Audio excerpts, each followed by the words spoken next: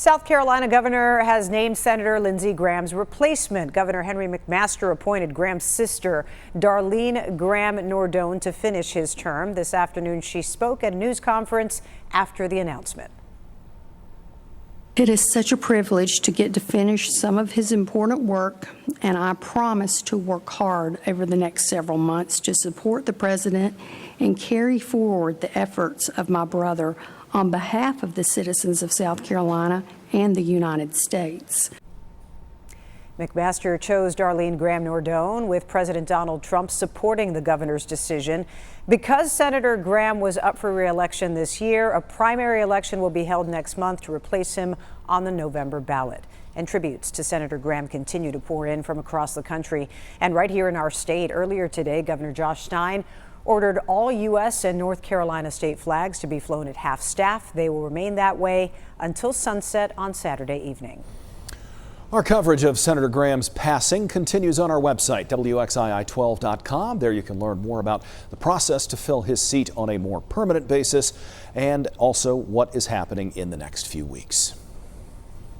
Covering Stokes County, commissioners have left open the possibility for developers to build a data center in the area. They rejected a proposed moratorium tonight in a close 3-2 vote. This doesn't mean a data center is definitely coming.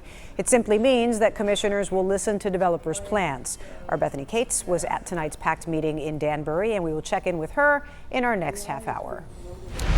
Covering Forsyth County, a man is now charged in connection with the shooting of 2 teenagers in the city of Winston-Salem. Police say 20-year-old Leonardo Ruiz Marcial was involved in a fight with 2 teens during a gathering outside of a home.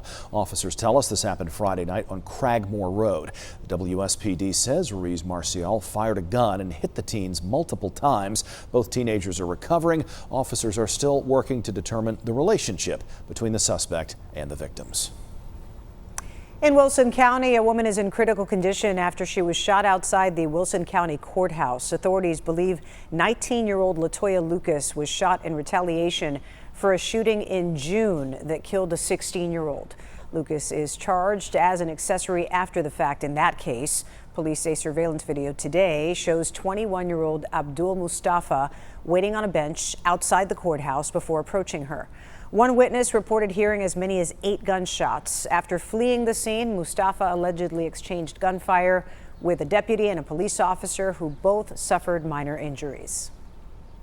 There's nothing that would allow us to even think that there was a safety issue within inside the courthouse or even around the courthouse, other than this person just obviously seeing an opportunity to retaliate. Mustafa is now in custody, facing several charges, including attempted first-degree murder. There has been another deadly shooting involving an ICE agent. Part of this incident was captured on video, and new reporting tonight indicates the man who died might not have been the initial target. NBC's Aaron McLaughlin reports. Tonight, new videos out revealing key moments connected to a deadly ICE-involved shooting in Maine. In one video, you see a white vehicle driving in a circle as an agent attempts to grab the door. It's unclear if this was before or after shots were fired. In another video, you can hear that fire. And in this video, you see what appears to be federal agents pulling out the limp body of a man, his hands then placed behind his back. And tonight, in a stunning development, Independent Senator Angus King issued a statement saying the victim of today's federal law enforcement shooting was not the target of the warrant. King's spokesperson telling NBC News the Secretary of Homeland Security called King to tell him the news. Minutes later, DHS released this statement saying in part, ICE was conducting targeted surveillance on the last known address of an individual with a final order of removal. An individual who is not here legally departed the residence vehicle. Quote, the vehicle attempted to flee the scene and fearing for public safety, an officer discharged his weapon. Adding the driver of the vehicle was struck and passed away from his injuries. Earlier today, an immigrant rights organization told NBC News it identified the man killed as a 26-year-old from Colombia, adding he was authorized to work in the United States, having been issued a social security number. Today, news of the fatal shooting sent scores of protesters marching through the streets of Maine. NBC News reached out to Maine's Attorney General for comment on Senator King's latest statement. They previously said a deportation officer would be placed on leave per standard protocol.